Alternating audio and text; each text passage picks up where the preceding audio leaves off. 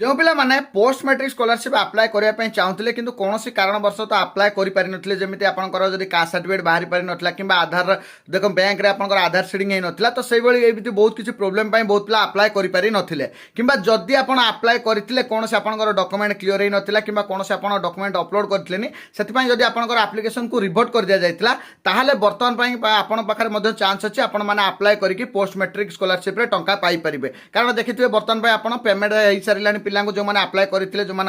forward कर application से payment पाई सारे जदि आप अप्लाई करना 6 मे लास्ट डेट रही 6 मे पर्यंत पूर्व आपण मैंने अप्लाई करेंगे अप्लाई करके आपंकर कॉलेज रे डिपोजिट करके आपण मैंने पोस्ट मैट्रिक स्कॉलरशिप आपण मैंने पाई परिबे तो जो मैंने अप्लाई करें कि जदि आपंकर रिभोट होती आप यथाशीघ्र अप्लाई कर दिंतु कारण यापर डेट एक्सटेंड हेबो नहीं कारण ऑलरेडी 2 थर 3 थर डेट एक्सटेंड हो सारे या डेट एक्सटेंड हेबो नहीं तो जो मानकर रिभोट होता से रिअप्लाई करूँ जो मैंने टोटाल अप्लाई अप्लाई करूँ